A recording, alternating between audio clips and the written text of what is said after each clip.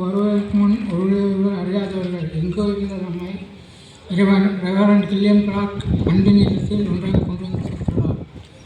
இங்கு நாம் வாழும் வாழ்க்கை எப்படிப்பட்டது? அதுதான் என்னுடைய கேள்வி. அன்பின் இல்லம் தனிமைப்படுத்துவதா நட்புறவா? முதலில் இதை தனிமைப்படுத்துவதுதான் தீப்பொறி பழக்க பேசுகிறவர்கள் அண்ணன் சாலமோனும் தம்பி சாக்கப்பும். அடுத்து இல்லவே இல்லை, இது மாபெரும் நட்புறவு என்று பாசமடைப்பொழி வருகிறார்கள் அண்ணன் தேவராஜன் தம்பி சுப்பிரமணியன். இந்த இது சாலமோனே உன் கண்ணால் பிறக்கும் உரையை ஆரம்பி.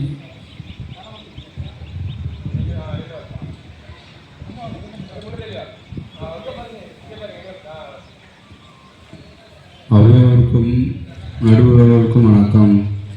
நடுவர் அவர்களே, இந்த அன்பில் என்பது வெளியில் பார்க்குறப்போ ஒரு அழகாக இருக்கும். ஆனால் உள்ளே கதவு சாத்தி வச்சிருக்க ஒரு அழகான சர்ச்சாலை. இங்கே தன்மை எவ்வளோ கொடூரமானது தெரியுமா? போன வாரம் காப்பாற்று மூலையில் ஒருத்தர் தனிமையாக உட்கார்ந்து அழுத்து இருந்தார். ஏன் ஐயா அழுதுங்கிறன்னு கேட்டேன். வீட்டு சமையலை வாசனையும் பெயரை கொண்டு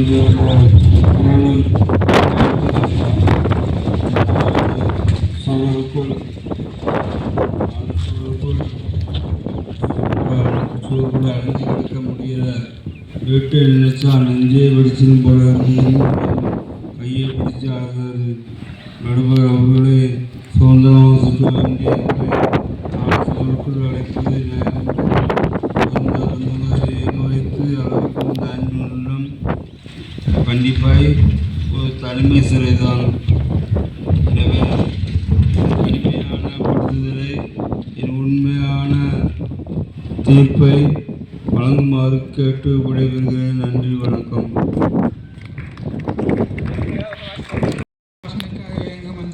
சாலமோன் ரொம்ப அழகாக பதிவு பண்ணியிருக்காரு. இதுக்கு பதில் சொல்ல வர்றாரு நம்ம தேவராஜ்.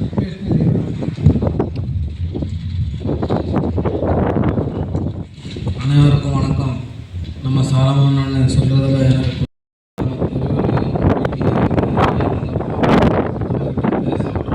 பயந்தாங்க. நமக்கு உண்மையான நண்பர்களே கிடைச்சாங்க. இங்கே இருக்கிற பணியாளர்கள் கூட நம்மளை சொந்த குடும்பம் மாதிரி பார்க்குறாங்க. இது தனிமை இல்லை, நம்மளை மாதிரி ஜீவன்கள் ஒன்று சேர்ந்து மாபெரும் நட்புறவு. இது மட்டுமல்ல, சாப்பாடு கொடுத்தாங்க. தட்டை பக்கத்து தூக்க கூட முடியாது.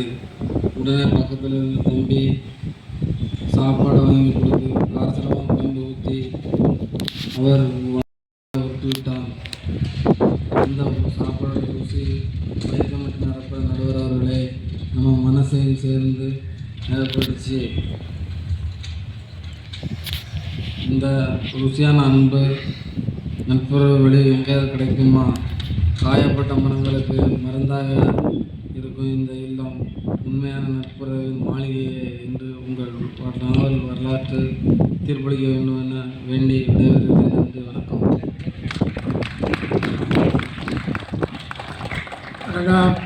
சுட சாப்பாட்டில் அன்பையும் பிசைஞ்சு விட்டுட்டு அந்த கதையை சொல்லி பசியையும் தோண்டி பாசத்தையும் உணர வச்சுட்டாரு தேவராஜ். அடுத்து வர்றாரு. அனைவருக்கும் வணக்கம். நடுவர் அவர்களே, தேவராஜ் ஏதோ கற்பனை கதைன்றாரு. இங்கே என்ன நட்புறவு வேண்டி கிடக்கு? காலையில் 6 மணிக்கு எழுப்பி விட்றாங்க, குடிக்க வைக்க, அப்புறம் டீ தர்றாங்க. ஏதோ ரொட்டீனாக போகுது. போன வாரம் தான் செவ்வாய்க்கு ஒரு ஃபோன் போடலான்னு ஆசைப்பட்டேன். எனக்கு ஒரு லைன் எடுத்து கொடுங்கடான்னு கேட்டேன். இந்த டாக்டரும் வார்டன் எனக்கு என்ன பண்ணுறாங்க தெரியுமா? எனக்கு ஒரு பெரிய சிவப்பு மாத்திரையை கொடுத்து தூங்க வச்சிடுறாங்க. இது தனிமைப்படுத்துறதுனா வேற என்ன? இன்னொரு கதை சொல்கிறாங்க, கேளுங்க. இங்கே ஒரு அம்மா தினமும் மாலையில் வாசனையை பார்த்து உட்காந்துட்டு இருப்பாங்க. காற்று கையை வச்சு வாடாகன்னா ஸ்கூல் விட்டு வந்துட்டியா, தோசை சுட்டு வச்சுருக்கேன் சாப்பிட்டு பேசுவாங்க. உண்மையிலே அவங்களுக்கு பிள்ளைகளே கிடையாது. தனிமையில் பார்க்குறதால இல்லாத ஒரு கற்பனை இருந்துச்சு வாழ்கிறாங்க. மனிதர்களை தனிமைப்படுத்தினா அவங்க கற்பனை வளர்த்துக்கே போயிடுவாங்க. சாட்சி திறந்த வழி தேவைகளை வெட்டி கூண்டி நடைப்பது அன்பாக நடுவர்கள். எனவே அன்பின் இல்லம் என்பது உணர்வுகளை அடைத்து வைக்கும் தனிப்படுத்துதலை தீர்ப்பளிக்கும் கேட்டு விடைபெறுகிறேன். நன்றி. அடடே, செவ்வாய் கிரகத்துக்கு எஸ்டிடி ஃபோன் போட முடியாது, ஒரு பெரிய இழப்பு தான். இருந்தாலும் இந்த தாயின் கதையை சொல்லி மனசு பண்ணிட்டு இவருக்கு பதிலடி கொடுக்க வர்றார் நம்ம சிதம்பரம்.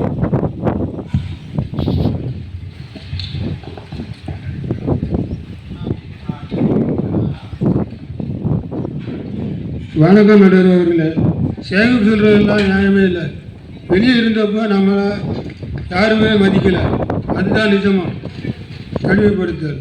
ஆனால் இந்த அன்பின் இல்லம் நம்மளை முழு மனிதனாக நடத்துது. இங்கே சாயங்காலம் ஆனால் நாம் எல்லோரும் ஒன்றா உட்கார்ந்து பாடுறோம், பேசுகிறோம். போன ஞாயிற்றுக்கிழமை நடந்த கிரிக்கெட் விளையாட்டை சொல்கிறேன் கேளுங்க. ஒருத்தர் பேட்டிங் செஞ்சப்போ பந்தே பார்க்காமலே பேட்டை சுற்றினார். விட்டு ஆகா என்ன ஒரு மாஸ்டர் ஸ்ட்ரோக்குன்னா கைதட்டுறாங்க.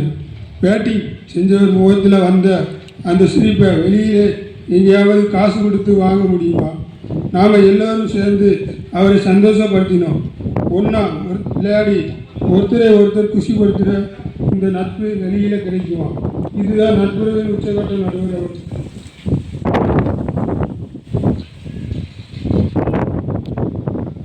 போன மாதம் தோட்டத்தில் 4 பேர் சேர்ந்து பராமரிக்க முடிவு செஞ்சோம். ஒருத்தர் மண்ணை தண்ட, ஒருத்தர் விதை நட, இன்னொருத்தர் தண்ணி ஊற்றணும். செடிகள் வளர வளர எங்களோட தனிமையும் மறைஞ்சது. தினமும் ஒன்றா சேர்ந்து வேலை பார்க்கும்போது தனிமை ஓடி போயுது. நட்புறவு வளருது நடுவர் அவர்களே. ஆகவே அன்பின் இல்லம்னா அது உண்மையான நட்புறவின் இல்லம்தான் அப்படின்னு நீங்கள் தீர்ப்பு சொல்லி ஆகணும். தாழ்மையுடன் கேட்டுக்கிட்டு விடைபெறுகிறேன். நன்றி, வணக்கம். 5 பேரின் உணர்வுபூர்வமான பேச்சுகளையும் கேட்டேன். சாலமோனம் சேர்க்கவும் இங்கே இருக்கும் கட்டுப்பாடுகளையும் சொந்த வீட்டு நினைவுகளையும் பற்றி பேசினீர்கள். உங்கள் இயக்கம் எனக்கு புரிகிறது. ஆனால் இந்த இல்லத்தின் சூழலுக்கு வெளியே இருக்கும் நிதர்சன உலகத்தை நாம் கொஞ்சம் திரும்பி பார்க்க வேண்டும். இன்றைக்கும் நம் நாட்டில் எத்தனை மனிதர்கள் சொந்த வீட்டிலேயே ஒரு தனி மனிதர்கள் தனியாரை கூட்டப்பட்டு வெளியுலகம் தெரியாமல் தெரியுமா? முகவரி தெரியாமல் சுற்றும் யாரும் அடையாளம் தெரியாமல் திருக்கையில் அலைந்து தெரிவது எத்தனை பேர்? ஒருவேளை உணவுக்கு வழி இல்லாமல் பசியோடு போவதில் கை நீட்டி அடிவாங்கி அவமானப்பட்டு வீதியில் கிடக்கும் ஜீவன்கள் எத்தனை பேர்? அவர்களோடு ஒப்பிட்டு பார்க்கும்போது அவர்கள் விஜயமுறை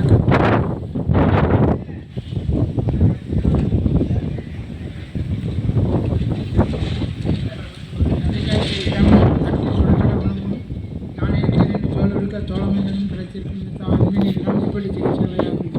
அதே சாதாரண உலகத்தில் உங்கள் உணர்வுகளுக்கு மதிப்பிற்கவில்லை. ஆனால் இந்த அன்பின் இல்லத்தில் தான் நீங்கள் ஒருவரின் கற்பனை இயக்கத்தையும் கூட மற்றவர் மதித்து அன்பு காட்டும் இந்த இடம் தனிமை கிடைத்தாலே அல்ல. மனித சிநேகமும் முக்கியமான அன்பும் இருந்தால் உண்மையான நட்புகளையும் புகழிக்கலாம். எனவே அன்பின் இல்லம் என்பது நட்புகளின் இல்லமே. அதை சீர்படுத்துகிறது. இந்த அன்பின் இல்லத்தில் வாழும் ஒவ்வொரு நாளும் நம்மோடு இருக்கும் அனைவருடனும் அன்பாய் பேசுவோம்.